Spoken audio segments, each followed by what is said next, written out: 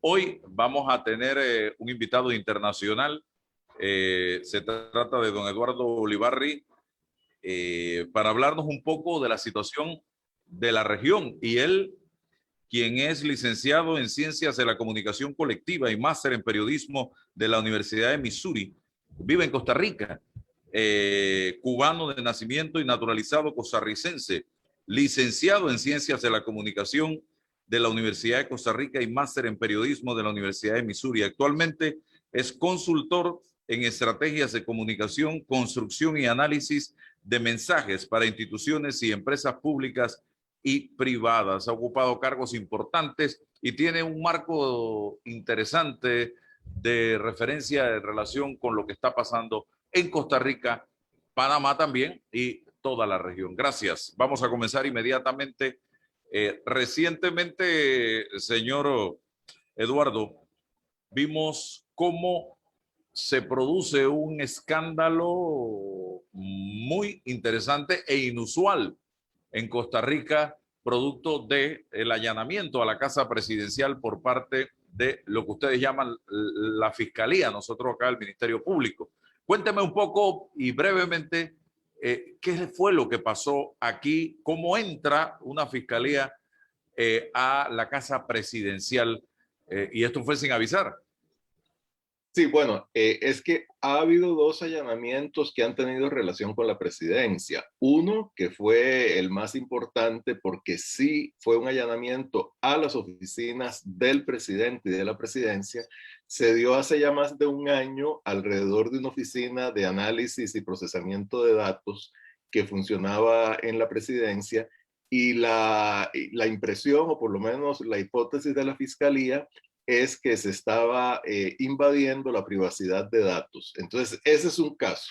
El otro caso, mucho más reciente, que es el que está ahora en medio de una gran turbulencia noticiosa, no fue un allanamiento a la presidencia, sino a la oficina de un funcionario de la presidencia como parte de 57 allanamientos que se hicieron el lunes de la semana pasada, por lo que parece ser una enorme red de corrupción alrededor de la concesión de obras públicas, de la concesión de contratos de obras públicas y de mantenimiento de obras públicas que involucra a grandes empresas constructoras costarricenses, entre ellas una que ha trabajado en Panamá, y además involucra una serie de funcionarios de lo que se llama aquí el Consejo Nacional de Vialidad, que es la instancia que tramita y adjudica los contratos de obra pública. Aquí se dieron, como le dije, 57 allanamientos en casas particulares, en empresas, en esta institución pública, el CONAVI, Consejo Nacional de Vialidad, y en una oficina de un funcionario de la presidencia.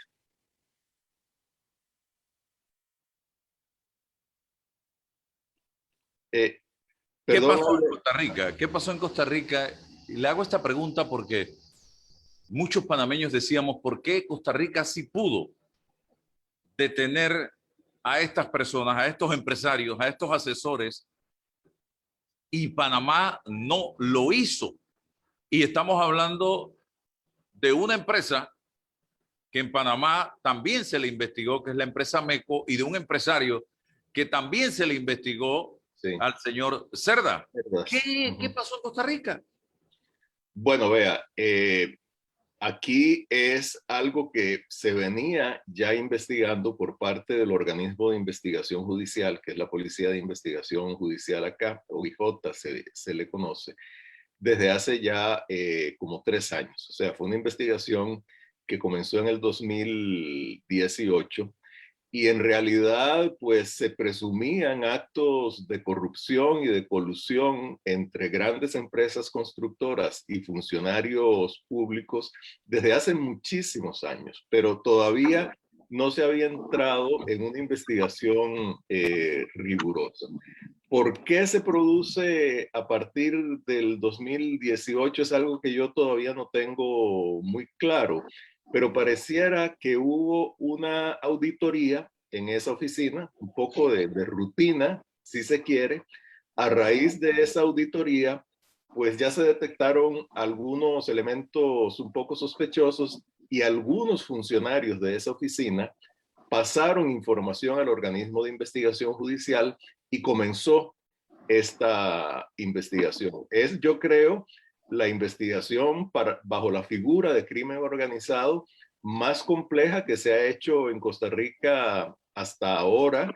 Se obtuvieron autorizaciones de jueces o de un juez en particular para hacer intervenciones telefónicas.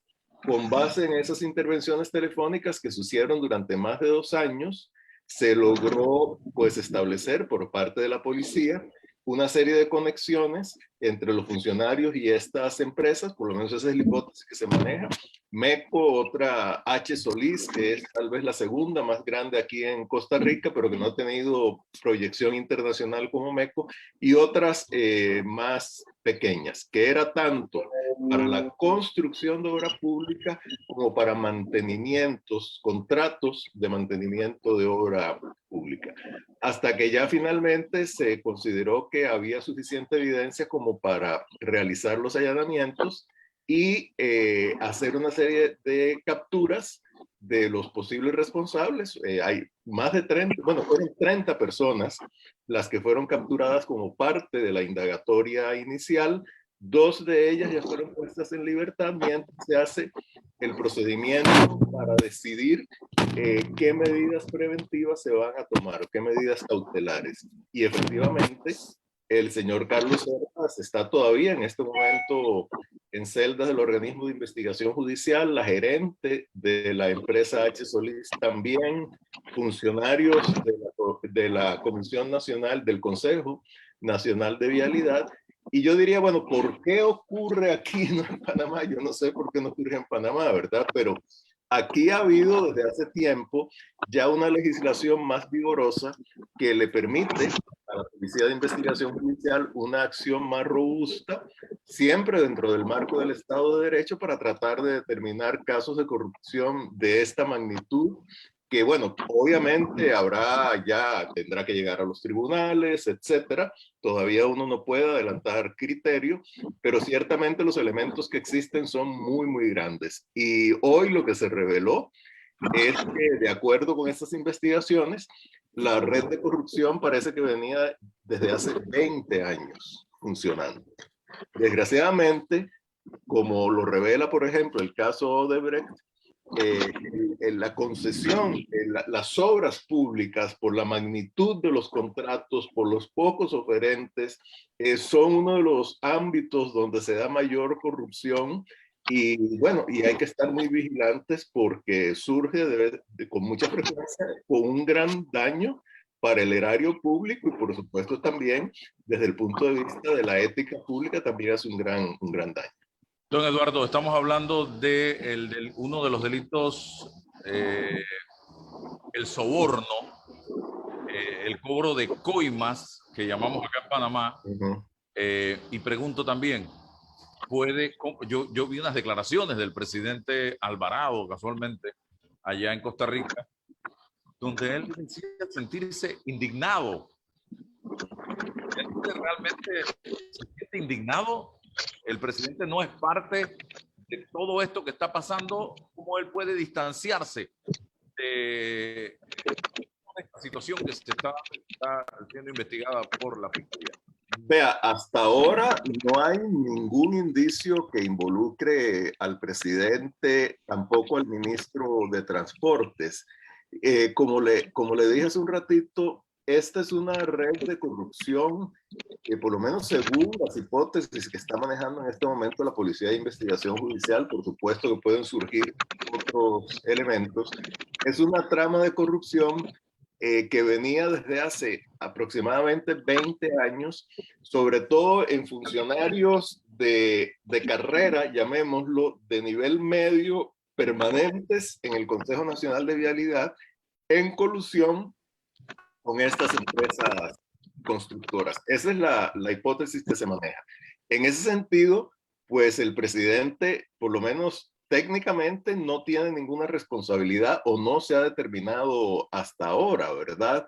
Habrá que ver, le reitero, qué elementos pueden surgir, pero no existe nada por el momento que indique que hay autoridades políticas de ese nivel involucradas. Entonces, bueno, eso obviamente le da al presidente pues una posibilidad y una cierta credibilidad en medio, por supuesto, de un gran escepticismo público, de un gran enojo de parte de la población, de un gran desencanto por parte de la población con las instituciones, para decir que se siente indignado. Y le reitero, hasta el momento no hay nada que indique que haya algún tipo de responsabilidad o de complicidad de la presidencia de la República. El licenciado César Ruilova con nosotros, que comparte el programa diariamente. Don César, ¿algún comentario en relación con este escándalo de corrupción en Costa Rica? Buenos días, Álvaro. Buenos días, don Eduardo. La pregunta concreta, en la legislación de Costa Rica existen la figura de las colaboraciones, de los acuerdos de pena? ¿Eso existe? ¿Y cuáles son los criterios para aplicar ese tipo de dispositivos en casos como estos? Vea, sí existen. La parte técnica yo no la manejo. Normalmente esos acuerdos se hacen no entre el Ministerio Público, la Fiscalía y los principales implicados, sino otros implicados, bueno, como sucede en la mayoría de los países, que puedan aportar elementos que conduzcan a un éxito de la investigación que pueda ya ser de impacto para los más altos niveles que se están pues considerando. Eso existe, está muy regulado. Le reitero, yo los aspectos técnicos no lo conozco, pero sí es una figura que se ha utilizado desde hace ya por lo menos un par de décadas, o tal vez un poco menos, pero sí se utiliza. Sí, señor Eduardo, la figura del señor Cerda llama poderosamente la atención aquí en Panamá porque lo vimos sentado en una reunión bilateral entre ambos presidentes, el presidente de Panamá y en ese entonces el presidente de Costa Rica, la canciller de Panamá y en ese entonces el canciller de Costa Rica, que no estoy claro si ya era el señor Alvarado y su canciller. Y el señor Cerda estaba siendo parte de la delegación, no sé si era panameña, yo creo que sí. En esa reunión bilateral le estábamos dando la importancia a este caballero, empresario costarricense, que hoy día está detenido. Hábleme del señor Cerda. ¿Se movía en Costa Rica como un gran empresario? Vea, bueno, primero sobre la presencia de él en esa reunión bilateral, yo presumo, la verdad es que no tengo el dato, es más, no estaba enterado de eso. Yo presumo que eso debe de haber sido a raíz del inicio de la construcción o de alguna parte del proceso de el puente bilateral Panamá-Costa Rica, que se acaba de inaugurar hace poco y que construyó, bueno, fue un consorcio del cual participó MECO, y digamos fue una obra bilateral entre Panamá y Costa Rica. Entonces presumo que es por eso. En cuanto a digamos, su desempeño aquí, él ha sido una persona relativamente discreta, digamos, no es de los empresarios que ha participado en cámaras, de los que ha participado en gestiones públicas, por ejemplo, ante la Asamblea Legislativa, etcétera. Eso no quiere decir que no haya tenido influencia, porque obviamente la ha tenido, pero sí ha sido muy discreto en cuanto a exhibirse. No es alguien que digamos que venga de familias con un viejo capital. De hecho, la empresa MECO fue comenzada por su papá y después él la continuó. Y bueno, la hizo crecer por los métodos que sea, ¿verdad? Pero fue una empresa que creció mucho, es tal vez, o sea, es la empresa constructora más grande que hay en Costa Rica y que tiene proyecciones, bueno, pues, obviamente Panamá, Colombia, El Salvador y Nicaragua, que yo sepa, ahí o son los países donde además de Costa Rica ha tenido mucha presencia, pero sí se ha mantenido con bastante discreción. El planteamiento sigue, aquí estamos viendo precisamente esta información que se dio en el 2018 el 24 de marzo del 2018 y dice que Carlos Cerda de Constructora Meco, Juan Rodríguez de Constructora Roxa y Alberto, esto fue producto de una situación legal que se dio aquí en Panamá, la información que salió, y en esa información del diario La Prensa se señala que el señor Cerda señaló a la Fiscalía Sex Anticorrupción a cargo de las investigaciones que MECO, que tenía 6 contratos con el Ministerio de Obras Públicas, pagó a Blue Apple cerca de 9.4 millones en coimas como parte del acuerdo pactado con Ruiz. Eso, y en esa época se da precisamente en la participación de este caballero en esa reunión, justo al lado de la canciller de Panamá y el presidente de la República, Juan Carlos Varela. Pero, ¿qué está pasando en Costa Rica? Hoy seguimos observando de cerca el tema de cómo el COVID ha impactado severamente a esta nación centroamericana, nuestra hermana vecina. ¿Qué hicieron bien que era un modelo a seguir, que se ha relajado y se ha convertido hoy en una situación bien complicada, don Eduardo? Sí, sí. Bueno, la evolución del COVID aquí y en la mayoría de los países ha sido una evolución pues que no ha sido lineal ni hacia arriba ni hacia abajo. Digamos, aquí hubo un momento en que parecía que ya la pandemia estaba controlada. Estoy hablando de comienzos de este año, enero, febrero. Luego vinieron las vacaciones de Semana Santa a finales de marzo, principios de abril. Bueno, abril se fue Semana Santa. Ahí se relajaron bastante las medidas de control, la gente pues fue a las playas, en fin, son vacaciones que más que dirigidas a la celebración religiosa, pues están dirigidas a pasar el tiempo, etcétera. Ahí volvió a subir. Hubo un momento en que se estaba cerca ya de la saturación del sistema hospitalario y en particular de las unidades de cuidados intensivos. De hecho, el gobierno de Panamá prestó un hospital de campaña que se instaló en uno de los hospitales regionales de acá, en Heredia, que es una ciudad cercana a San José. En el último mes ya ha comenzado la curva a bajar. Yo diría que producto de varias cosas. Por un lado, que la vacunación ya tiene un ritmo fuerte, o sea, hay un porcentaje de la población ya sustancial vacunado, eso impacta. Luego se suspendieron las clases nuevamente, algo que indudablemente tiene un gran impacto sobre el futuro de esas generaciones jóvenes, pero que desde el punto de vista inmediato ha contribuido también a la contención y se volvieron a establecer una serie de medidas de contención. En este momento ya la curva está a la baja y el índice de contagio es inferior a 1, lo cual quiere decir que la pandemia pues tenderá a ir bajando. Nada garantiza, por supuesto, que esto no pueda cambiar.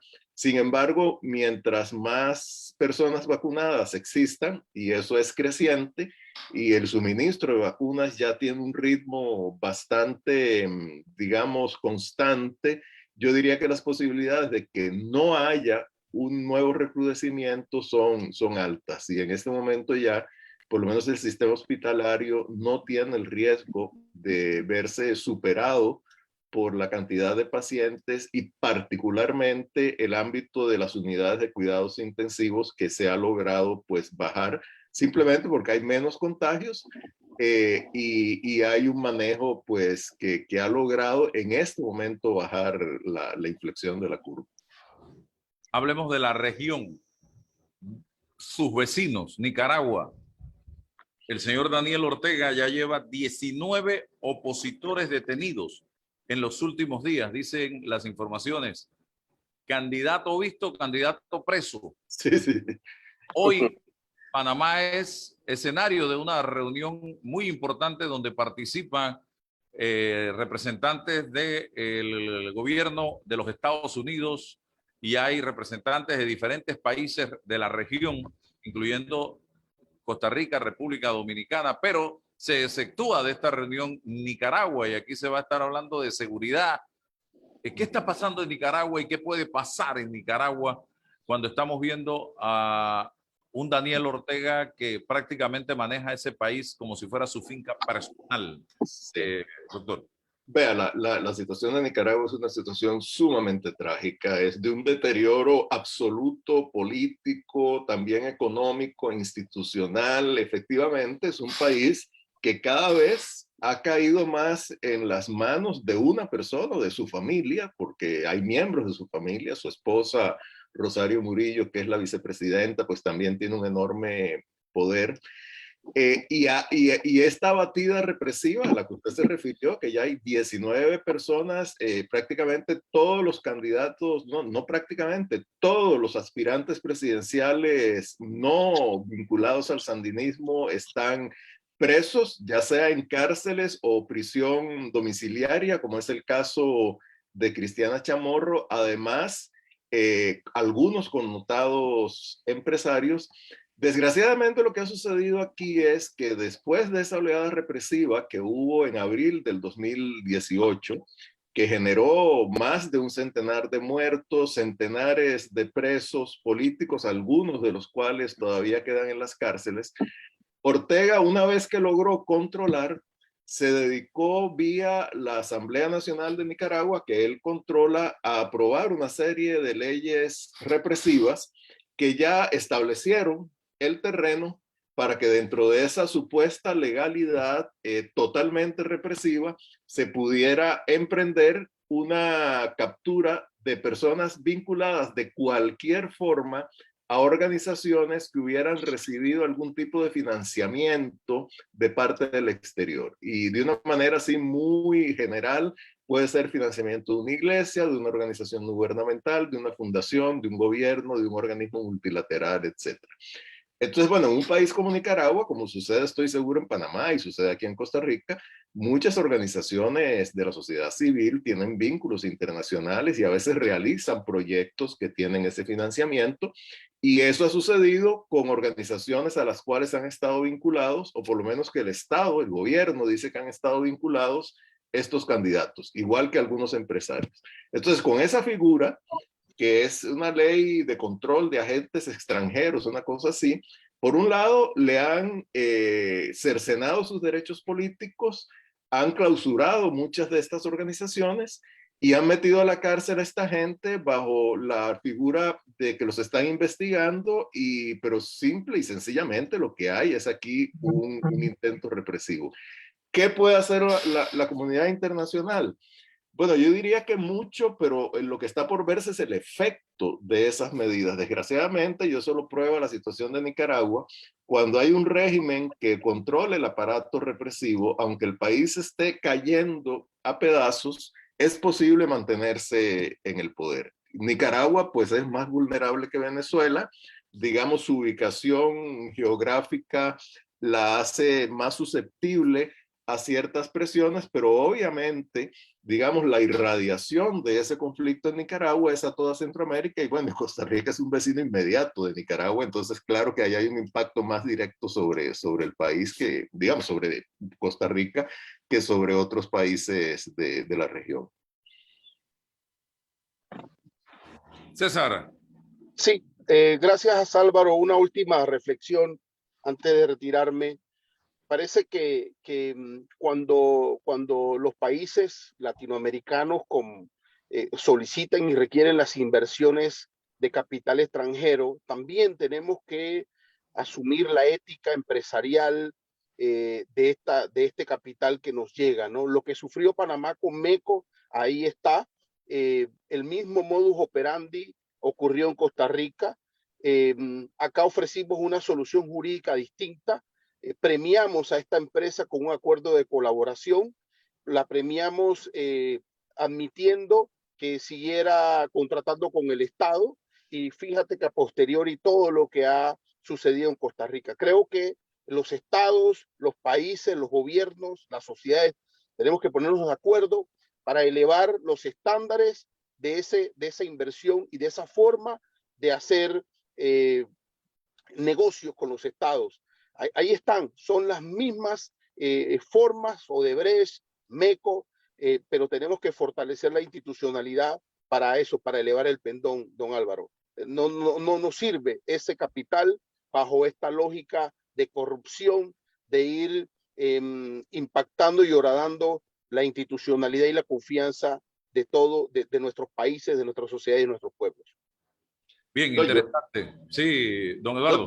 yo coincido con usted, o sea, la seguridad jurídica, la ética, el uso del Estado de Derecho y el respeto del Estado de Derecho es fundamental. Y esto yo creo que pasa por transparentar más el tipo de contratos que se establecen, sean con empresas extranjeras, nacionales, lo que sea. Más grande el contrato, pues más los incentivos que pueden existir para la corrupción. Y además, pues que no haya impunidad, porque digamos, si uno tiene contratos grandes y hay impunidad, entonces el sentido de tomar un riesgo de corrupción aumenta, y si no hay consecuencias, pues ahí seguirá el remolino dando vueltas y cada vez va a tener efectos más negativos. Así es. Don Eduardo, el tema... Gracias, Álvaro. Saludos. Ok, César, seguimos en contacto. Yo sigo acá con don Eduardo porque un tema que quería tocarle es el tema de la izquierda en nuestros países de la región y el poderío, la fuerza que vienen tomando Chile. La izquierda hoy día tiene una presencia gigantesca en el presente y el futuro de ese país. Estamos hablando de Perú. La izquierda acaba de ganar las elecciones. No conocemos realmente quién es Pedro Castillo, con qué viene, porque es una figura totalmente nueva en el escenario político, a pesar de que venía de ser dirigente gremialista, un rondero, un hombre de campo, desconocido completamente y sin una fuerza económica que pudiera permitirle el acceso a los medios de comunicación. Colombia, se habla mucho de la izquierda con posibilidades a través de Petro. Venezuela ni se diga, yo no sé qué hay ahí, si hay izquierda o hay un poco de sinvergüenza gobernando ese país, porque hablar de ideología política en Venezuela es bien complicado, es hasta faltarle el respeto a las ideologías políticas. Y por ahí nos vamos, Nicaragua, México, está Costa Rica, está Panamá en peligro de que una izquierda de esa naturaleza pueda llevar al poder a gobernar. Bueno, tal vez primero unas referencias a los otros países y luego podemos caer en Panamá y Costa Rica. Ciertamente ha habido como una inflexión hacia la izquierda en algunos países, usted ya los mencionó, Chile, Perú, en algún sentido de esa izquierda populista un poco blanda que en Argentina con el gobierno peronista, claro que no es al tipo de nivel que podría ser, por ejemplo, Pedro Castillo en Perú o Petro en Colombia. Ciertamente las posibilidades que tiene Petro, el régimen o el gobierno de un populismo de izquierda que hay ahora en México con Andrés Manuel López Obrador.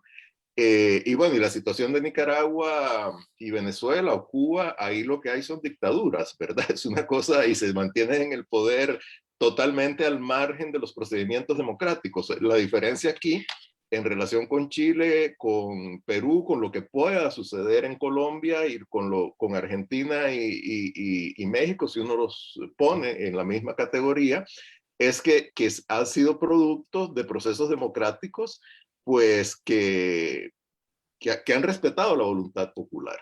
Y en ese sentido yo creo que lo que ha sucedido es que como ha habido problemas tan severos en varios de nuestros países, problemas sobre todo sociales de acceso a oportunidades, a veces también de casos de corrupción. En Chile ha habido pues muchos escándalos o hubo algunos escándalos en ese sentido y de deterioro de las fuerzas políticas tradicionales. Entonces la gente busca nuevas opciones. A veces esas opciones son de izquierda, a veces no necesariamente. Veamos que Bolsonaro, pues de izquierda no tiene nada, ¿verdad? Fue un candidato antisistema. Entonces yo creo que aquí mucho de lo que hay es gente antisistema o gente que por lo menos se presenta como fuera de lo que un grupo importante de la población considera que son las élites que han manejado la política sin éxito, o por lo menos sin rendir los frutos que la población o una mayoría de la población considera que deberían rendir. Y bueno, y vías democráticas llegan al poder.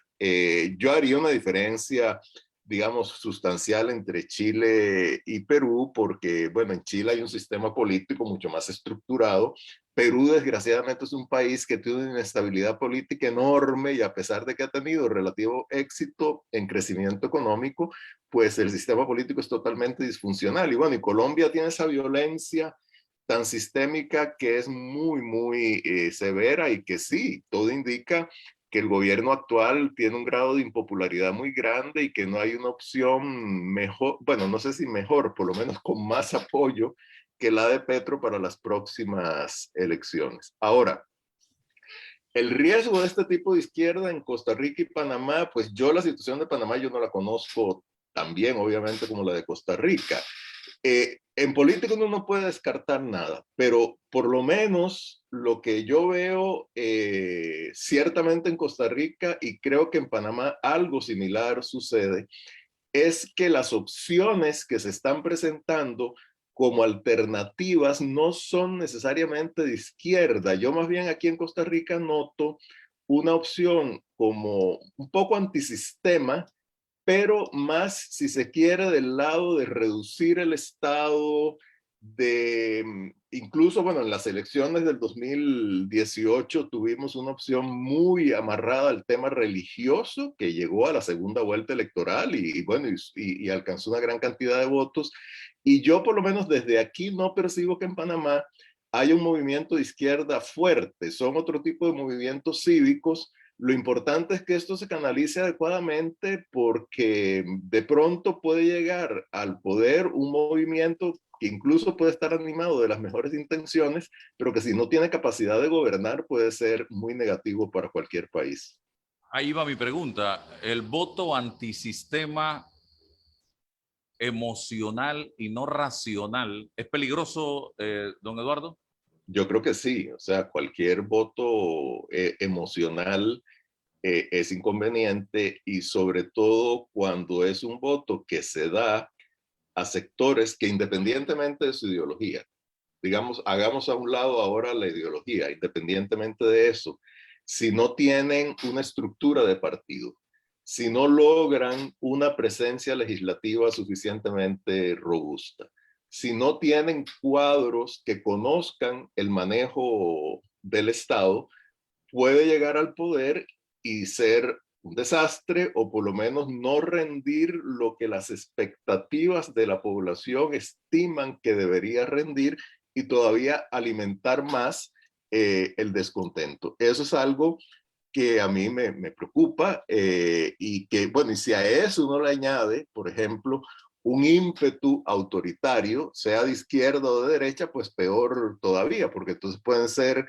gobiernos que se dediquen a vulnerar las instituciones, que es un poco, por ejemplo, lo que está sucediendo en El Salvador. En El Salvador, pues a Nayib Bukele no se le puede decir que sea de izquierda ni de derecha, es una cosa muy compleja, es un candidato que gana en medio de un gran descontento con los partidos tradicionales, en la izquierda el FMLN, en la derecha Arena, y que llega al poder y una vez que se producen las elecciones de medio periodo para la Asamblea Legislativa y que él controla los 2/3, se dedica a erosionar las instituciones para concentrar el poder. Entonces ahí hay un riesgo muy grande también de que si ese voto emocional arrastra unas grandes mayorías, pueda haber un control del poder que lleve a quienes lo alcanzan a dedicarse a vulnerar las instituciones para permanecer en él. Cierro con una pregunta sobre los partidos políticos. Yo soy un crítico de los partidos políticos, pero para que corrijan rumbo, para que mejoren, para que se depuren, para que se fortalezcan dentro de una democracia, porque son pilares fundamentales, organizaciones necesarias dentro de la democracia. Sin embargo, hay gente que es antipartidos políticos, enemiga de los partidos políticos y son de la corriente o de la idea de que hay que desaparecerlos a todos, cosa que yo no comparto. ¿Qué piensa usted de los partidos políticos? Yo creo que los partidos políticos son indispensables en gobiernos representativos, en una democracia representativa. O sea, si uno pretende canalizar las aspiraciones electorales, las corrientes para llegar al poder vía organizaciones que no sean partidos políticos, ahí lo que se puede dar es un tipo de sociedad que de por sí ya algo hemos caminado en ese sentido muy corporativista. Entonces yo represento al sector, no sé, a los maestros, a los campesinos, a los obreros industriales, a los empresarios, a los académicos, o represento movimientos ocasionales que se forman alrededor de reivindicaciones muy cortas en cuanto a su permanencia y que una vez que alcanzan el poder, si es que lo alcanzan, pues no tienen una capacidad de articular distintas ideas, distintos intereses, distintos sectores. Yo creo que los partidos políticos, como vía para articular esas ideas, como vía para establecer una competencia medianamente ordenada por el gobierno, por el poder, son indispensables. Y si uno pretende desaparecer a los partidos políticos, de pronto la misma lógica puede decir, bueno, desaparezcamos a los parlamentos, a los congresos, al poder judicial y nombremos una especie de salvador, un iluminado que sea capaz de resolver todos los problemas, y la historia nos indica que esos iluminados o esos movimientos muy emocionales lo que generan son desastres, ¿verdad? Desde dictaduras hasta caos o una mezcla de ambos. ¿Temor por golpes de Estado o dictaduras en la región, tal cual como se dio en la década del 70 y el 60? No creo que las condiciones se den, no solo por condiciones internacionales, sino nacionales. Me parece que los ejércitos ya no quieren meterse directamente en política. Tal vez el caso donde ha habido una participación mayor, pero no es del ejército o de las Fuerzas Armadas como organización, sino de miembros de ellas es en Brasil. Pero incluso en Brasil, la institución, digamos, de las Fuerzas Armadas ha sido bastante cuidadosa en no dejarse envolver por el gobierno de Bolsonaro. Y haciendo así como un paneo muy rápido, por lo menos yo no percibo en este momento en ningún país latinoamericano un tipo de golpe de Estado. No descarto, por ejemplo, en un país como Perú, que ha demostrado una gran inestabilidad y que, bueno, y que ha tenido 4 presidentes en el lapso de 5 años, que haya algún tipo de remoción de un presidente, en este caso, digamos que fuera Pedro Castillo, al cabo de cierto tiempo, con un apoyo de las Fuerzas Armadas, pero no como los actores principales, sino como aquel ente que da apoyo y que mantiene el orden público, y mientras los políticos son los que toman las decisiones. Así que no, realmente yo no veo ese riesgo. Sí veo que, digamos, en países como Venezuela y Nicaragua, si no fuera por el poder represivo de los sectores de seguridad, de las Fuerzas Armadas y de las policías de investigación y de represión, pues esos gobiernos no estarían ahí, ¿verdad? Entonces no es un golpe de Estado, pero sí es como una colusión muy grande con las Fuerzas Armadas para poder mantenerse en el poder. Muchísimas gracias, don Eduardo Olivarri, por compartir con nosotros en el día de hoy en este programa, que espero que puntualmente sea la primera, pero que no sea la última. Bueno, mucho gusto, hasta luego. Un placer. Gracias. Saludos Chao. desde Panamá. Vamos al cambio comercial. Regresamos con Crystal Lawson del Ministerio de Trabajo para hacer algún balance de esta propuesta que hace el gobierno de Vale Digital por capacitación y trabajo social. Vamos y volvemos. Bien, yo cierro acá rapidito. Estábamos conversando con Eduardo Olivarri. Él es un hombre estudioso del periodismo, de la comunicación. Ha ocupado cargos importantes. Hoy día es analista allá en Costa Rica participa de programas en medios de comunicación social y siempre me gusta en esta faena diaria del periodismo que estamos haciendo ahora con total libertad, conocer qué piensan desde afuera algunos actores, tanto de Panamá como de lo que está pasando en la región. Y que ustedes, compartirlo con ustedes, que ustedes lo escuchen, que ustedes lo entiendan, lo analicen, lo reflexionen. Me he ido a Perú, me he ido a Chile, ahora hemos estado en Costa Rica y vamos a seguir precisamente haciendo estos ejercicios porque nosotros no somos una isla. Nosotros no estamos, diríamos, protegidos de nada, en una burbuja, no. Nosotros somos parte del mapa y lo que pasa en nuestros países, corremos el riesgo de que pase en Panamá si no tomamos las precauciones del caso. Nosotros tenemos que cuidar nuestro país, tenemos que cuidar nuestra estabilidad, tenemos que cuidar nuestras empresas, nuestra democracia incipiente y fortalecerla. Y mire lo que decía el señor Eduardo, y yo soy un convencido de eso. Los partidos políticos son pilares fundamentales e importantes, organizaciones fundamentales en la vida democrática. Pero yo soy también un convencido de que los partidos políticos tienen que transformarse, tienen que depurarse, tienen que hacer los cambios internos necesarios para que este país cambie para mejor.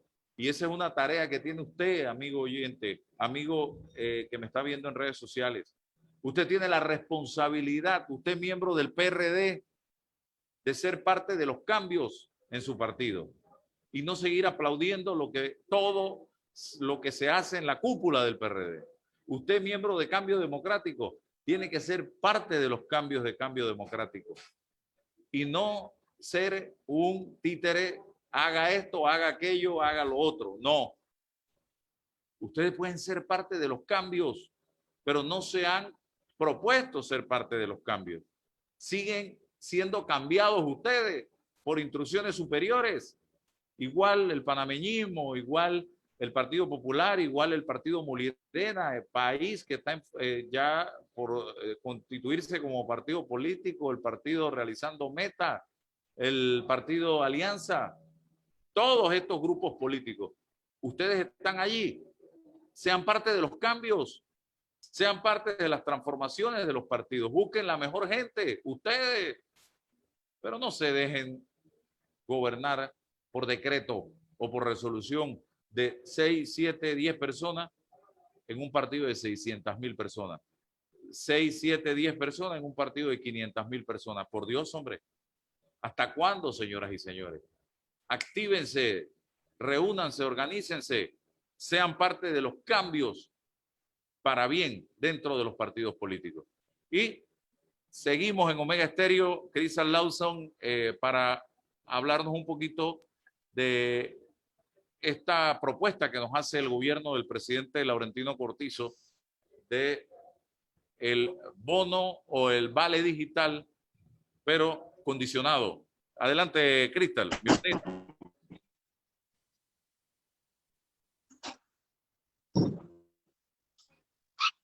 ¿Me copias?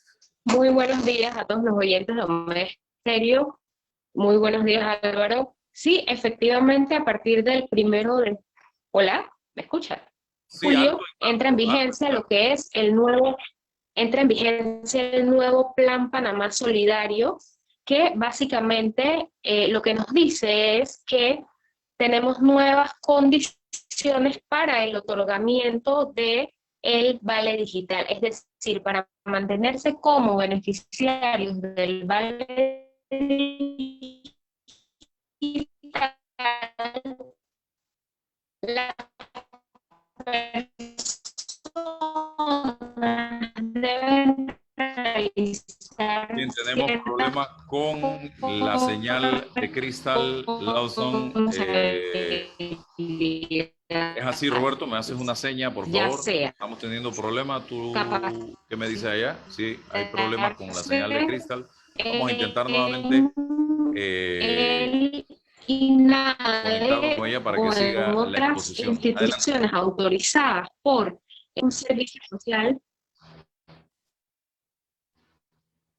Seguimos con el problema del audio. Hola. Crystal, sal Hola. y entra nuevamente a ver si podemos mejorar la transmisión, porque es muy valioso lo que usted está diciendo esta mañana a los amigos que nos están sintonizando para perderlo producto del Internet en este Listo, momento. ya Vamos a tratar regresamos. de aprovechar el tiempo, que salga y entre nuevamente Roberto, pero sí es importante que los amigos sepan, señores, yo sé, yo estoy claro, yo no estoy inventando nada, yo sé que ni vengo de otro país, yo sé que el plan es sumamente ambicioso, extremadamente ambicioso, porque no tenemos la capacidad física para que, por ejemplo, el INADE responda al 100% de las personas que quieran capacitarse para tener acceso al vale digital. Yo eso lo sé, pero si a mí me están dando la oportunidad de capacitarme gratis y hay un curso de algo de 10 horas, ¿por qué no tomarlo? ¿Por qué no tomarlo? Crystal, continúa, adelante. Sí, ¿qué tal? Les comentaba que efectivamente a partir del 1 de julio va a entrar en vigencia lo que es el nuevo Plan Panamá Solidario, en el que se establece que los beneficiarios deben realizar corresponsabilidades para mantenerse como beneficiarios activos del plan. ¿A qué nos referimos con las corresponsabilidades? Estamos hablando de que las personas deben tomar cursos de capacitación en el INADE o en otras instituciones autorizadas por el plan o realizar servicio social comunitario. La idea de esto es que las personas puedan, sobre todo, tomar los cursos, capacitarse y lograr una transición efectiva entre la situación de desocupación y su inserción efectiva en el mercado laboral, ya sea a través de trabajos formales o a través de emprendimiento. Pero es muy importante destacar que nosotros todavía tenemos trabajadores en estado de suspensión de los efectos de sus contratos. Estos trabajadores, por la condición especial que mantienen, no requieren realizar las corresponsabilidades, es decir, no es obligatorio que los trabajadores suspendidos realicen los cursos del INADE ni presten servicio social comunitario. En esta situación también se encuentran las personas con discapacidad y las mujeres embarazadas. La diferencia está en lo siguiente. El trabajador que se encuentra en estado de suspensión no tiene que registrarse en la página del nuevo Plan Panamá Solidario, en lo absoluto. Sin embargo, las personas con cierta discapacidad registrada ante el SENADIS y las mujeres embarazadas sí deben registrarse en la página para acreditar su condición y entonces sean exentos de lo que es la realización de las corresponsabilidades para mantenerse como beneficiarios del plan. Nosotros exhortamos a que independientemente de que no exista una obligación de realizar las corresponsabilidades por parte, sobre todo de las personas suspendidas, si pueden tomar los cursos del INADE, lo hagan porque esta es una opción que el gobierno nacional nos está brindando a todos para poder crecer profesionalmente, para poder aprender nuevas habilidades para la vida y el trabajo. Es una situación de ganar-ganar en la que vamos a estar adquiriendo nuevos conocimientos mientras estemos en casa, recibiendo el apoyo del Plan Panamá Solidario y para que una vez se regularicen las condiciones económicas del país o tal vez antes de esto, podamos utilizar estos nuevos conocimientos para adquirir fuentes de ingreso, ya sea a través de emprendimientos y demás. Recordemos que el INADE no es solamente, ayer leíamos en las redes, que es donde las personas más se expresan, y decían, ¿cómo yo tomo un curso de soldadura por internet? Porque sí, los cursos van a ser virtuales y van a estar alojados en una página que va a ser gratuita, es decir, que las personas no van a tener que tener disponibilidad de datos en sus teléfonos móviles o en sus computadoras para poder acceder a la misma. Va a ser una plataforma como lo es Ester, la plataforma del Ministerio de Educación, que es totalmente gratuita y que aún sin internet en tu dispositivo puedes acceder a ella. Y sí nos decían, ¿cómo yo tomo un curso de soldadura por internet? Pero es que el INADE no es solo soldaduras y solo aprender a manejar montacargas. El INADE tiene una gran variedad de cursos que pueden ser ejecutados 100% en modalidad virtual. Tiene cursos de redacción, tiene cursos de Excel. Es más, estuvimos revisando, tiene cursos de panadería que lo puedes hacer perfectamente bien desde tu residencia con la guía de los instructores de manera virtual. Y como les mencionábamos, la idea es que el Plan Panamá Solidario migre de ser solamente una ayuda, un auxilio económico a las personas afectadas por la pandemia, a ser una política pública para el desarrollo de las habilidades de todos los panameños. Sí, yo invito a la gente a ver las cosas de manera positiva. El país ha estado envuelto en tantas, pero tantas cosas negativas en estos últimos 18 meses y seguimos en la misma línea. Y si seguimos en la misma línea, vamos por muy mal camino. Capacitarse. Miren que estoy hablando de capacitarse, porque ya el trabajo social, eso va a ser mucho más complejo. Tienes que ir a una junta comunal, un representante tiene, de eso hay para un programa entero. Pero cursos disponibles, imagen personal y proyección profesional, relaciones humanas en la administración, simbología de la soldadura, cabullería y amarre, programación de obra de construcción, lineamientos de bioseguridad para empresas del sector turístico, costos y presupuestos eléctricos, elaboración de presupuesto para construcciones metálicas ligeras, gestión y control de inventarios, operaciones de almacenamiento, imagen, proyección para la industria hotelera, lectura de interpretación de planos eléctricos, electricidad de automóvil, oficina virtual. Estamos aquí también, diseños de cejas y pegado de pestañas, iniciar un negocio, hoja de cálculo básico, liderazgo, autoestima, integración grupal, decoración, eventos, aplicación de protocolo de bioseguridad para empresas post-COVID-19. O sea, hay un sinnúmero de opciones que te está brindando INADE virtualmente. Ah, es que yo no puedo. Señores, en un momento, esto no es todo el día. Son, creo, ¿cuántas horas al mes son estos cursos? ¿Tienes la información? Los cursos sí dependerán del tipo de curso que se tome, se establecerá la cantidad de horas al día. Lo que sí le podemos decir es que de manera regular los cursos oscilan entre 2 y 3 horas diarias, usualmente son 2 horas diarias y se hacen de manera regular todos los días de la semana. O sea, hay que virtual, no es hay semipresencial, o sea, hay de todo. Hay de todo y uno puede escoger la modalidad en la cual va a estar participando de los cursos. Mencionabas también el tema de lo que están llamando trabajo comunitario y es importante destacar que no es trabajo comunitario. El trabajo comunitario es una pena, es una sanción. Esto es servicio social comunitario. El Estado no te está imponiendo, esto se hace de manera voluntaria y es una opción para las personas que en caso tal no deseen capacitarse, entendiendo que hay gente que no todo el mundo está en el tema de las capacitaciones y los estudios, y hay personas que son un poco más manuales y que prefieren y dicen, ¿sabes qué? Yo voy a ayudar a pintar el colegio donde van mis hijos.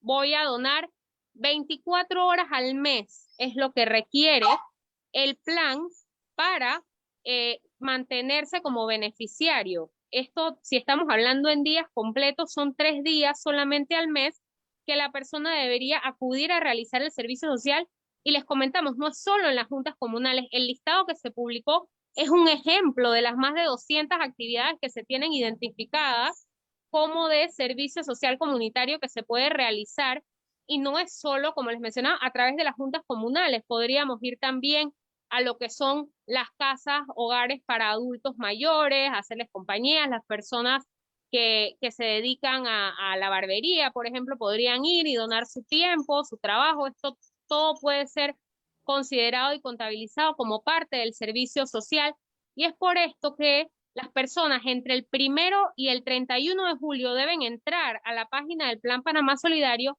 y escoger la opción que desean realizar, ya sea la capacitación o el servicio social comunitario, y dentro del servicio social comunitario, si lo escogen, tienen también que seleccionar 3 opciones que les llamen la atención, para que entonces dentro de la disponibilidad que hay en su comunidad se le comunique en cuál de estas 3 opciones va a estar participando y cuál va a ser la manera en la que va a participar. También tenemos que tener claro que no van a ser trabajos de riesgo de ningún tipo. La idea no es exponer a la población de ninguna manera, así que todos van a ser trabajos controlados, supervisados y trabajos de apoyo, en donde las personas puedan también brindarle a sus comunidades, a los lugares donde viven, donde residen con sus familias, aportar su granito de arena durante el tiempo que estamos en casa y que realmente no estamos realizando actividades de trabajo o actividades de emprendimiento. Entonces veamos esto como una oportunidad. ¿Quién certifica que la persona o hizo trabajo o hizo labor social o se capacitó en el INADE? La institución en donde se esté realizando la corresponsabilidad. Es decir, si es una capacitación ante el INADE debe certificar que la persona efectivamente estuvo tomando los cursos, estuvo de manera presencial en las clases, presencial virtual.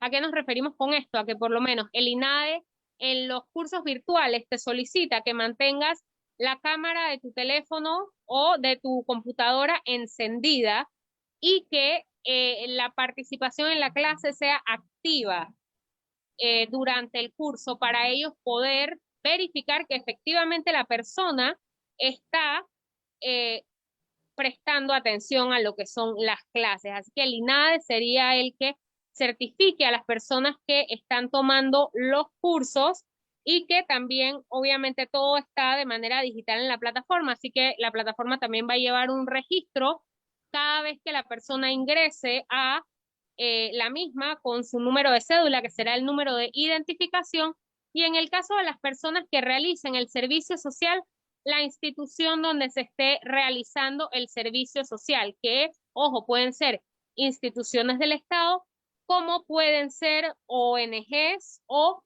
cualesquiera otras que sean autorizadas por la Comisión Interministerial del Plan Panamá Solidario. Gracias, Cristal, por estar con nosotros. Se nos acabó el tiempo. Espero poder volver a conectarme con usted para seguir haciendo docencia. Que pase buen día. Muchas gracias a todos. Buen día. Bien. Gracias a los oyentes de Omega Estéreo. Repito, el país pasa momentos difíciles. Tratemos de buscar una salida antes de que la violencia se apodere de esta nación, porque eso sí no ayuda a nada. Gracias, amigos, que tengan un feliz día y Dios bendiga esta patria y derrame dichas y bendición a cada uno de nosotros. Hasta mañana.